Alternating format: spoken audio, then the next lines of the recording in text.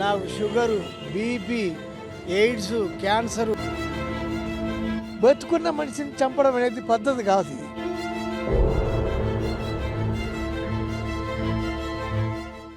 వేణు మాధవ్, సునీల్, అలీ, బ్రహ్మానందంలలాగా ఇప్పటికీ స్టార్ కమీడియన్లా ఉండాల్సినోడు. కానీ కెరీర్ పీక్లో ఉన్న టైంలో సొంత ఇండస్ట్రీ వాళ్లే నానా మాటలు అనగా అవి తట్టుకోలేక మానసికంగా కృంగిపోయి చనిపోయాడు. గత కొద్ది కాలంగా అనారోగ్యానికి గురైన వేణుమాధవ్ ఇక మనకి లేడు చచ్చిపోయింది డైరెక్ట్. ఎన్టీఆర్, చంద్రబాబు నాయుడు లాంటి వాళ్ల దగ్గర పనిచేసి ఆ తర్వాత సినిమాల్లోకి వచ్చి 600కు పైగా సినిమాలు చేశాడు వేణుమాధవ్. ఆయన చేసిన కామెడీ చూసి మనం ఇప్పటికీ నవ్వుకుంటాం. కానీ మనల్ని ఇంతలా నవ్వించిన ఆయన ఒక తాగుబోతూ, తిరుగుబోతూ, ఆయనకి ఎయిడ్స్ ఉంది అని మీడియాలో ప్రచారం చేసి చనిపోయే రోజు వరకు ఇలాంటి జీవితం ఎవరికీ రాకూడదు అనే విధంగా వేణుమాధవ్ బాధపడుతూనే బ్రతికాడు. ఈ పరిస్థితి బతుకున్న మనిషిని చంపడం అనేది పద్ధతి కాదు. అయితే అసలు వేణుమాధవ్కి ఇలాంటి పరిస్థితి రావడానికి కారణం ఎవరు?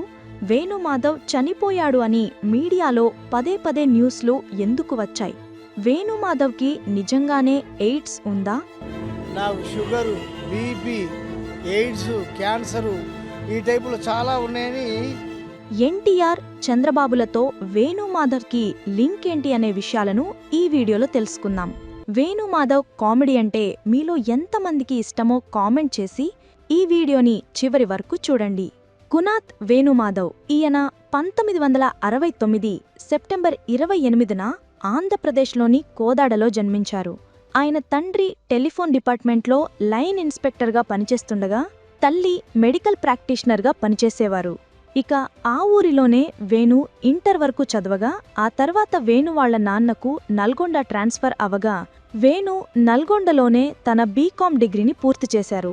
అయితే వేణుగారికి 1వ తరగతి నుండి డిగ్రీ వరకు తెలుగు మీడియంలోనే చదవడం వల్ల ఆయనకు ఇంగ్లీషు అంతగా వచ్చేది కాదు.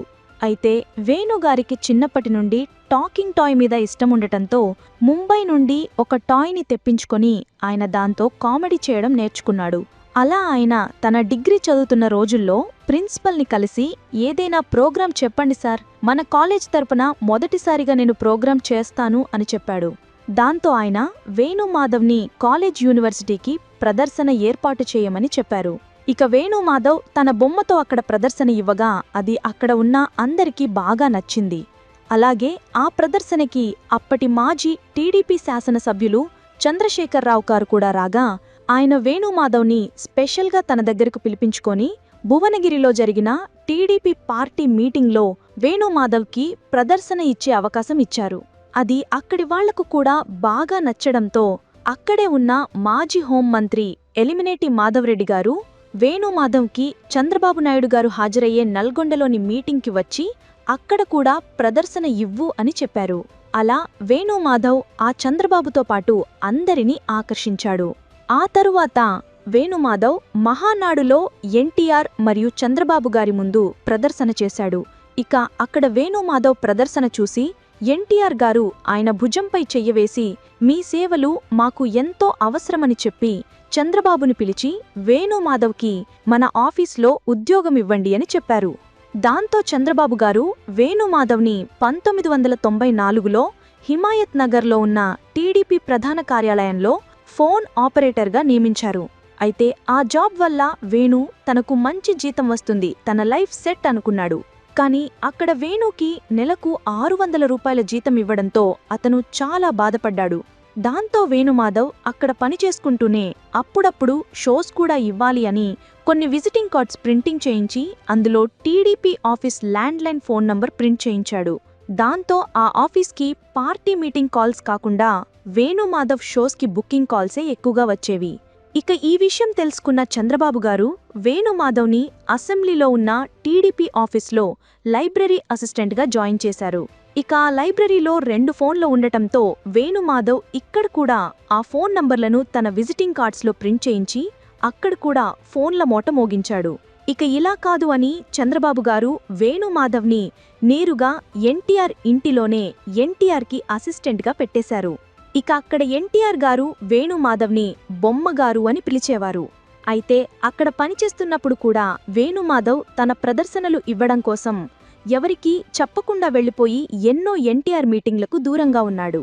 అలాగే అక్కడ ఉన్నప్పుడే వేణుమాధవ్ బాబాయ్ హోటల్, కుర్రది కుర్రాడు అనే సినిమాల్లో చిన్న చిన్న క్యారెక్టర్స్ కూడా చేశాడు. ఇక అంత బాగానే జరుగుతున్న టైంలో ఓ రోజు రాత్రి ఎన్టీఆర్ గారు వేణుమాధవ్ని పిలిచి రేపు ఉదయం 7 గంటలకు ప్రెస్ మీట్ ఏర్పాటు చేయండి అని చెప్పారు. ఇక ఈ విషయాన్ని మిగిలిన వాళ్లకు చెప్పి వేణుమాధవ్ పడుకున్నాడు. అయితే ఆ మరుసటి రోజే ఎన్టీఆర్ గారు తెల్లవారుజామున 3 గంటలకు లేచి రెడీ అయ్యి ప్రెస్ మీట్ కోసం హాల్లోనికి వస్తుండగా అక్కడ వెలుగుతున్న ఒక లైట్ని చూసి ఈరోజు ప్రెస్ మీట్ క్యాన్సిల్ అని చెప్పారు. దాంతో ఆయన సడన్ గా ఎందుకలా అన్నారో ఎవరికీ అర్థం కాలేదు. అప్పుడు ఎన్టీఆర్ గారు వేణుమాధవ్తో పాటు అక్కడ ఉన్న అందరినీ పిలిచి ఈ లైట్ ఇప్పటివరకు వెలుగుతూ ఉంది, దీనివల్ల అనవసరంగా ఎంత కరెంటు వేస్ట్ అయిందో మీకు తెలుసా? ఇది చేసింది ఎవరు అని అడిగారు. అప్పుడు వేణుమాధవ్ ముందుకు వచ్చి నేనే అని చెప్పగా అప్పుడు అందరి ముందు ఎన్టీఆర్ గారు వేణుమాధవ్ని తన కాలుతో ఎగిరి తన్నారు. దాంతో వేణుమాధవ్ ఆ విషయంగా చాలా బాధపడ్డాడు. ఇక ఆ తరువాత సినిమా రచయిత దివాకర్ బాబుకు రవీంద్ర భారతిలో సన్మానం చేశారు. ఆ సభలో వేణుమాధవ్ తన బొమ్మతో షో చేసి అందరినీ ఆకట్టుకున్నాడు.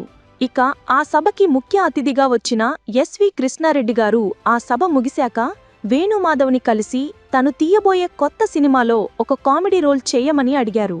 దాంతో వేణుమాధవ్ ఒప్పుకోకపోగా కృష్ణారెడ్డి గారి మనుషులు వేణుమాధవ్ చుట్టూ వారం పాటు తిరిగారు. దాంతో వీళ్లను ఎలాగైనా వదిలించుకోవాలని వేణుమాధవ్ తనకు 70,000 రూపాయల రెమ్యూనరేషన్ ఇస్తేనే ఆ సినిమాలో చేస్తాను అని చెప్పాడు. అప్పట్లో అది చాలా ఎక్కువ రెమ్యూనరేషన్ కావడంతో దానికి వాళ్లు ఒప్పుకోరు అని వేణు అనుకున్నాడు. కానీ వాళ్లు వేణుమాధవ్ అడిగినంత డబ్బు ఇవ్వడానికి రెడీ అయిపోయారు. అలా వేణుమాధవ్ సూపర్ స్టార్ కృష్ణగారు నటించిన సాంప్రదాయం అనే సినిమాలో కమేడియన్గా చేశాడు. ఇక ఈ సినిమా 1996లో విడుదలై సూపర్ హిట్ అవ్వగా ఆ చిలక కొట్టుడు, గోకులంలో సీత, మాస్టర్, సుస్వాగతం అంటూ ఒకవైపు సినిమాలు చేస్తూ మరోవైపు ఎన్టీఆర్కి అసిస్టెంట్గా కూడా పనిచేసేవారు. అయితే వేణుమాధవ్కి తొలి ప్రేమ సినిమాతో మంచి పేరు వచ్చి దానివల్ల సినిమా అవకాశాలు బాగానే వస్తుండటంతో మీ దగ్గర ఇక అసిస్టెంట్గా చెయ్యలేను సార్ అని ఈ విషయాన్నే వేణుమాధవ్ గారు ఎన్టీఆర్ గారితో చెప్పారు. దాంతో ఎన్టీఆర్ గారు శభాష్ బ్రదర్, మీరు నటుడిగా వర్ధిల్లాలి అని దీవించి పంపారు. దాంతో వేణుమాధవ్ ఆ తరువాత చూడాలని ఉంది, తమ్ముడు, రాజకుమారుడు, యువరాజు, సొంతం, వాసు అని వరుస సినిమాలు చేశాడు.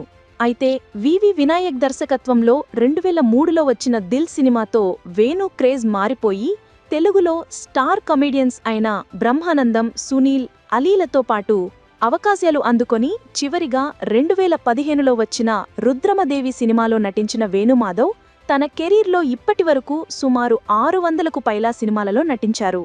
అయితే ఒక సినిమా టైంలో వేణుమాధవ్ కళ్ళు తిరిగి పడిపోగా ఎక్కువగా వర్క్ చేయడం వల్ల అలసిపోయి పడిపోయాను అని వేణుమాధవ్ చెప్పారు.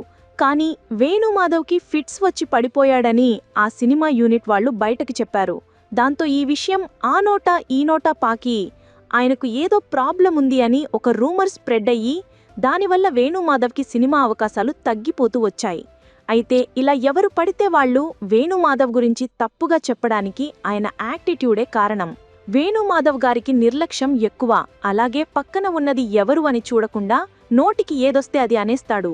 అలా క్షణికావేశంలో ఆయన అన్న మాటల వల్ల వాటికి హట్టైన వాళ్లే ఆయన గురించి తప్పుగా చెప్పారు. దాంతో సినిమా అవకాశాలు కూడా దారుణంగా తగ్గిపోవడంతో వేణుమాధవ్ మానసికంగా కృంగిపోయాడు. ఇక ఆ తరువాత వేణుమాధవ్ గారి మీద మీడియా ప్రచారం కూడా ఎక్కువయ్యి ఆయనకు క్యాన్సర్ ఉందని, ఎయిడ్స్ ఉందని చెప్పి ఒకసారి అయితే వేణుమాధవ్ చనిపోయాడు అని న్యూస్ పుట్టించారు. దాంతో వేణుమాధవ్ మీడియా ముందుకు వచ్చి నేను ఇంకా చావలేదు కానీ మీడియా వాళ్లు నన్ను రోజు చంపుతున్నారు అని చెప్పి కన్నీళ్లు పెట్టుకున్నారు. ఆ బాధతోనే కొంతకాలం వేణుమాధవ్ గారు బయటికి కూడా రాలేదు. వేణుమాధవ్ గారికి పవన్ కళ్యాణ్ గారికి మంచి ఫ్రెండ్షిప్ ఉండగా పవన్ గారు తమ పొలంలో పండిన పండ్లను వేణుమాధవ్ గారి ఇంటికి పంపితే వేణుమాధవ్ గారు తమ పొలంలో పండిన ధాన్యాన్ని పవన్ కళ్యాణ్ గారి ఇంటికి పంపేవారు. ఇక 2019లో వేణుమాధవ్ గారు లివర్ అండ్ కిడ్నీ సమస్యలతో బాధపడుతూ హైదరాబాద్లోని యశోద హాస్పిటల్లో ట్రీట్మెంట్ చేయించుకుంటూ పరిస్థితి విషమించగా సెప్టెంబర్ 25, 2019న చనిపోయారు.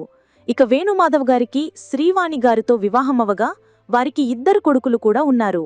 సో ఇది ఫ్రెండ్స్, ఈ వీడియో మీకు నచ్చితే ఒక లైక్ చేసి ఇలాంటి మరెన్నో ఇంట్రెస్టింగ్ వీడియోస్ కోసం మా ఛానల్ని సబ్స్క్రైబ్ చేసుకోండి.